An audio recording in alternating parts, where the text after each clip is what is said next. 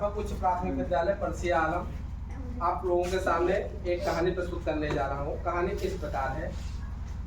एक समय की बात है, एक राजा नगर भ्रमण के लिए निकला। उसने देखा कि एक अत्यंत गरीब आदमी जिस पसीने से लथपथ कपड़े फटे हुए थे, एक बड़े से हथौड़े से लोहे को पीट कर रहा था। राजा को उस पर दया आ गई। राजा ने अपने मंत्री से पूछा, अरे ये तो बड़ा परिश्रमी आदमी लग रहा है, ये कैसे गरीब है। मंत्री ने राजा से कहा, ये एक लोहार है और ये लोहे के औजार बनाकर बेचता है, जिससे इसका जीवन यापन होता है। इस जीवन यापन में इतना धन प्राप्त नहीं हो पाता कि ये अच्छी जिंदगी जिए। राजा ने उस लोहार को बुला करके एक चंदन का बाग जो उस नगर के समीप ही था, उसको यह सोच कर दे दिया कि अगर इसका सही समुचित उपयोग करेगा तो ये निश्चित रूप से धनवान हो जाएगा। उसके बाद राजा चला गया। पुनः कुछ दिन बाद राजा फिर नगर भ्रमण निकला उसी रास्ते से। अचानक उसे उस लोहार की याद आ गई।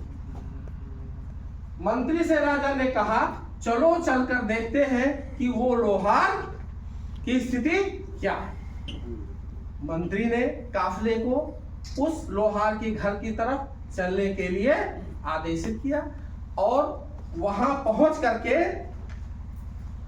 राजा आश्चर्यचकित, वो लोहार वही जीर्ण अवस्था में, फटे पुराने कपड़े और शरीर और निढाल हो गया था। राजा ने जानने का यह प्रयास किया कि यह कैसे हो गया। फिर पता चला कि वो चंदन के लकड़ियों को काट काट कर और उसका कोयला बनाकर वो बाजार में उसने बेच दिया, क्योंकि उसे उस चंदन के बारे में पूरी जानकारी नहीं थी। राजा को बड़ा गुस्सा आया और उसने बड़ी तेजी के साथ उस लोहार को डांटा कि एक आध लकड़ी बची है क्या। फिर गिराते हुए आया, महाराज बस कुल्हाड़ी के बेट में जो लकड़ी लगी है वही बची है। उसकी असली बात समझाने के लिए उस कहा लेके आओ। वो लकड़ी लेके आया और उस लकड़ी को चंदन के व्यापारी के पास उन्होंने भेज दिया। और जैसे ही व्यापारी के पास पहुंचा, वो लकड़ी दिया। लकड़ी देने के बाद में उसे बहुत सारा पैसा मिला। अब वो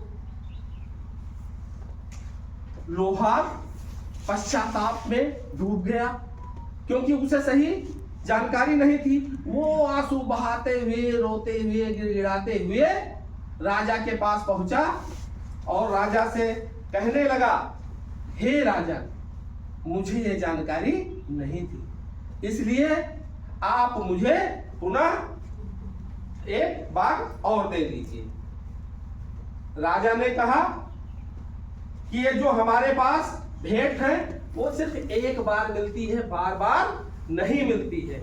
इसका सारांश निकल के आया, प्रकृति द्वारा प्रदत्त प्राकृतिक संसाधन और हमारे भारतीय संस्कृत विरासत ठीक उसी चंदन की बाग की तरह हमें भेंट है।